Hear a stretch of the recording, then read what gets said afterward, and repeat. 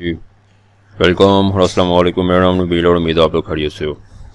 तो CFA एक course का नाम है। अगर तो ऑफिशियली ट्रेडिंग डोमेन में मूव करना है, अब इसमें कौन से जो ट्रेडर्स हैं वो मूव करेंगे। CFA इस डिग्री के लिए सूटेबल है अगर किसी पर्सन ने प्रोफेशनली स्टॉक में मूव करना है, ठीक, स्टॉक की ऑप्शंस ट्रेडिंग करनी है और कमोडिटी और डिफरेंट जो अब यहाँ पे ये डोमेन्स नहीं है। जैसे कि आप ये टर्म सुनते हो, क्रिप्टो ट्रेडर या फिर फॉरेक्स, ठीक। अब ये जो स्पेसिफिक टर्म्स हैं ये इस डोमेन में नहीं है। अगर आप CFA में टोटल जितने भी कोर्सेज हैं ना, टोटल इसमें 10 सब्जेक्ट हैं और ये 10 सब्जेक्ट हैं। इसमें आपको अगर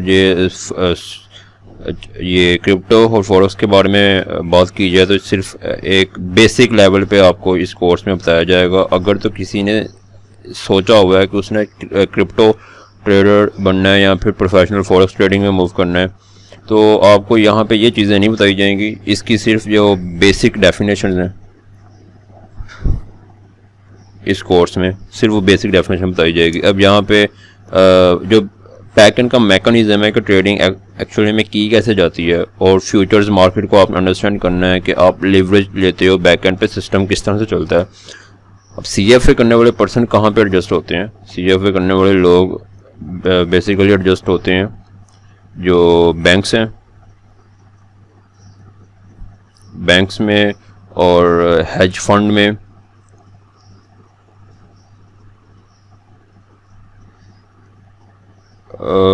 ऑर्गेनाइजेशंस में जो कि इन्वेस्टमेंट को मैनेज करते हैं, जैसे कि JP मॉर्गन और भी बहुत सारी हैं। तो ओरिजिनल में ये उनका हम वापस मूव करते, ओके, ओरिजिनल में ये उनकी सिचुएशन है। तो CFA क्रिप्टो और अगर फॉरेक्स ट्रेडिंग में मूव करना है तो वो सिर्फ बेसिक है, उसको इतना डीपली स्टडी नहीं है यहाँ पे CFA में। अब अगर आपने यहाँ इसको एक बेसिकली ट्रेडर का माइंडसेट अंडरस्टैंड करने के लिए यूज़ करना है तो सारे सब्जेक्ट काम के नहीं है। इसमें चंद एक सब्जेक्ट ऐसे हैं जो कि यूज़फुल हैं। अब CFA में टोटल जितने सब्जेक्ट हैं उनको बता देता हूँ। इसमें आपको क्वांटिटेटिव मेथड जो फर्स्ट सब्जेक्ट है, quantitative method,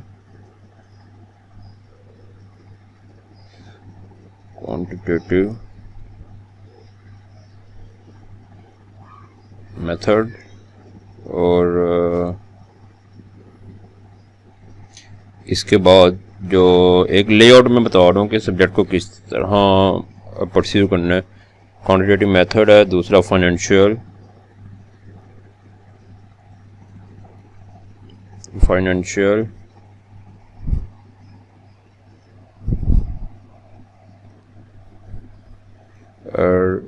reporting and analysis, और चौथा इसके बाद आगे इसकी 2 कैटेगरीज निकाल दो। यहाँ पे कैटेगरीज नहीं है, सब्जेक्ट की हैं, बस इसको आपने एक लेआउट की फॉर्म में पहले क्वांटिटेटिव मेथड को परस्यू कर लो, फिर फाइनेंशियल रिपोर्टिंग और एनालिसिस को, उसके बाद इक्विटी, इन्वेस्टमेंट, और उसके बाद कॉर्पोरेट फाइनेंस, ठीक। इसके बाद पोर्टफोलियो मैनेजमेंट,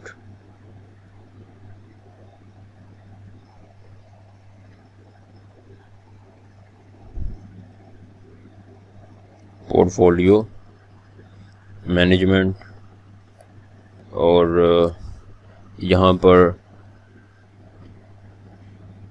डेरिवेटिव्स, ये भी एक सब्जेक्ट है, और फिक्स्ड इन्वेस्टमेंट,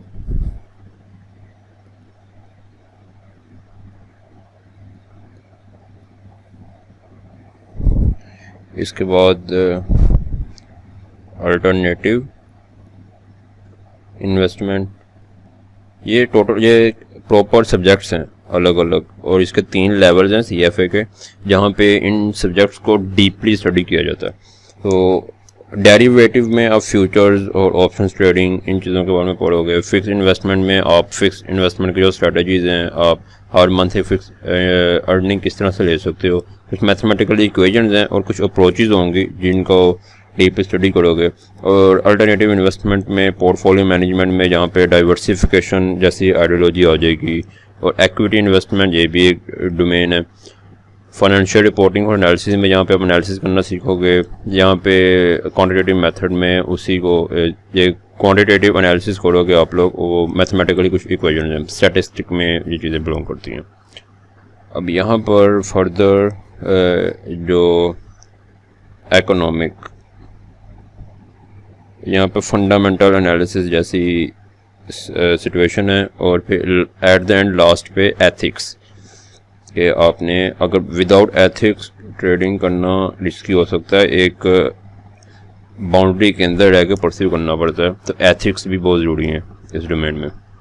अब ये सब्जेक्ट है, इसको रैंडमली किसी भी तरह से परस्यू कर सकते हो, लेकिन मैंने जो जिस फॉर्मेट में ये क्रिएट किया है, ये एक इस वे में आप पहले जो पैटर्न है सब्जेक्ट की प्रायोरिटीज़ की बेसिस पे, अब जो यूजुअली जो डेरिवेटिव्स और फिक्स इन्वेस्टमेंट और जो अल्टरनेटिव इन्वेस्टमेंट है, ये सब्जेक्ट थोड़े से डिफ़िकल्ट होते हैं अंडरस्टैंड करने में, और जो रिमेनिंग है वहाँ पे थोड़ा थ्योरेटिकल चीज़ें, ये थोड़ा डिफ़िकल्ट पोर्शन है लॉजिकली वे में अंडरस्टैंड करना। अगर जो पर्सन लॉजिकल है तो इशू नहीं है उसको। अब हर एक सब्जेक्ट की कुछ इंपॉर्टेंस है। इसके 3 लेवल्स होते हैं, CFA के 3 लेवल हैं, लेवल 1 है, लेवल 2 है, लेवल 3 है, और हर एक लेवल की आपको इंडिविजुअली फ़ीस पे करनी पड़ेगी, और फ़ीस कहाँ पे करनी है वो मैं बताता हूँ। इसको पहले हमने टर्न ऑफ किया, हो नहीं रहा, एक मिनट, कोई बात नहीं, चलो यहाँ पे शुरू करते हैं। पहले मैं इसकी इंपॉर्टेंस बता दूँ। जो टोटल लेवल्स हैं उसमें 12% इम्पोर्टेंस, पूरे कोर्स में जो 12% इम्पोर्टेंस है वो क्वांटिटेटिव मेथड की है, और 20% पोर्शन जो फाइनल एग्ज़ाम होगा उसमें 20% पोर्शन फाइनेंशियल रिपोर्टिंग और एनालिसिस का है, और 5% पोर्शन हमारे पास डेरिवेटिव्स का है। अब डेरिवेटिव्स में देख लो, यहाँ पे फ्यूचर्स ट्रेडिंग, ऑप्शंस, और मतलब एनालिसिस और थ्योरेटिकल चीज़ों पे ज़्यादा फोकस है। आपको जो मेजर चीज़ें हैं उन पे ज़्यादा परसेंटेज नहीं है, मतलब एग्ज़ाम में थ्योरेटिकल चीज़ें पूछी जाती हैं, प्रैक्टिकल करना है तो डिग्री की ज़रूरत नहीं है। ये 12%, और ये सब्जेक्ट आपका अल्टरनेटिव इन्वेस्टमेंट 3% है, और पोर्टफोलियो मैनेजमेंट 5% है। इसके अलावा जो कॉर्पोरेट फाइनेंस है ये आपका फाइनल एग्ज़ाम में 8% की प्रायोरिटी रखता है, पोर्शन आता है इसका फाइनल एग्ज़ाम में, ये 10% पोर्शन कंज्यूम करता है फाइनल पेपर का, और ये 10% इकोनॉमिक 10% पोर्शन कवर करता है, और ये हमारा एथिक्स जो है ये 15% का पोर्शन कवर करता है। ये व्यू कर लो, cfinstitute.org, ये शिकागो में इसका मेन ऑफिस है, और किसी ने भी करना है, पूरी दुनिया में इसका एक इंस्टीट्यूट है, शिकागो में है। तो ये यहाँ पे आपने अगर पे करना है तो आप इनको एडमिशन फ़ी दोगे। यहाँ पे एडमिशन लेने के लिए हमारे पास जो नेशनल आईडी कार्ड नहीं बल्कि वो रिक्वायर्ड है। एक मिनट, पेज लोड होने में थोड़ा टाइम ले रहा है, इंटरनेट कनेक्टेड है, इंटरनेट थोड़ा सा स्लो है। ओके, चलो ये मेन हमारी वेबसाइट है। हाँ, और पासपोर्ट लाजमी होना चाहिए अगर यहाँ पे एडमिशन लेना है तो पासपोर्ट बनाओ। बगैर पासपोर्ट के यहाँ पे नेशनल आईडी की बेस पे काम नहीं होगा, पासपोर्ट रिक्वायर्ड है।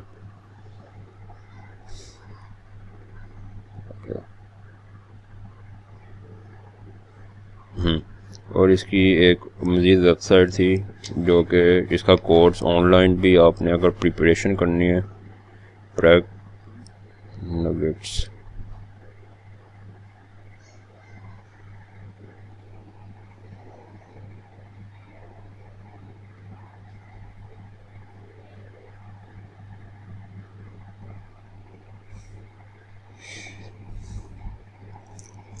यहाँ पे था उसकी कोई वेबसाइट थी,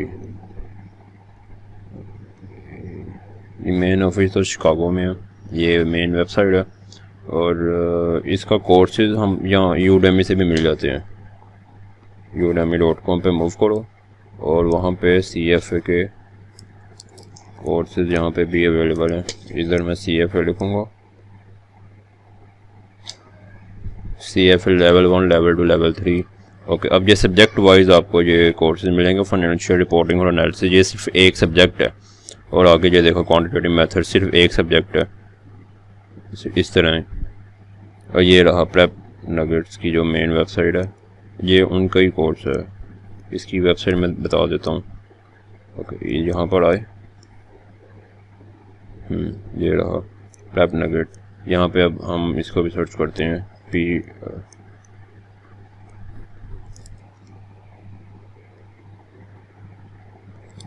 ये रहा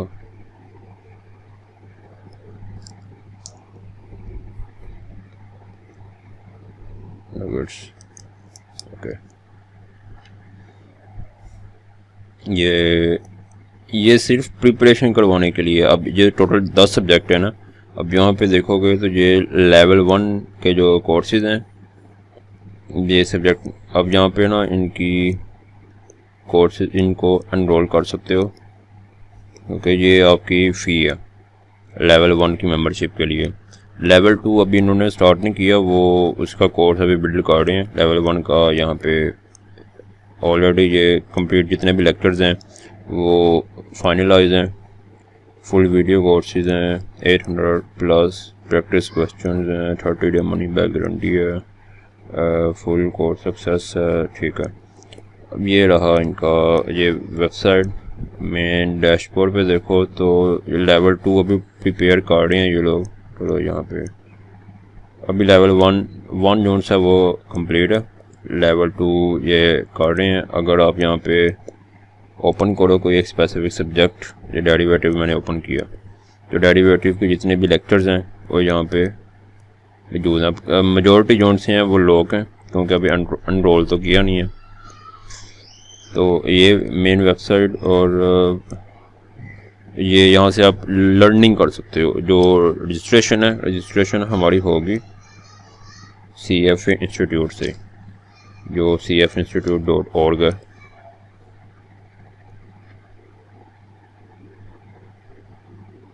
लेकिन ये वेबसाइट लोड नहीं हो रही यहाँ पे। ओके, ये होगी, ठीक।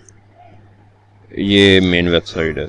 यहाँ पे रजिस्ट्रेशन फ़ीस हर एक लेवल की आपने पे करवानी है, और टोटल कितने लोग यहाँ पे पर ईयर इंडस्ट्री में ये देख रहे हो। Okay, register now, enrol and register.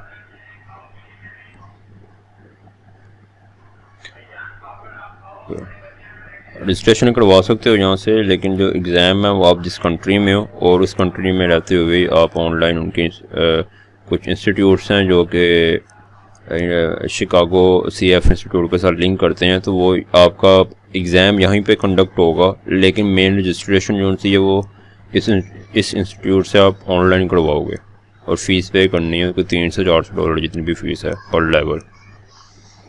Okay, ये वीडियो थी। अगर वीडियो अच्छी लगे तो वीडियो को लाइक करना और चैनल को सब्सक्राइब करना। खुदा हाफिज़।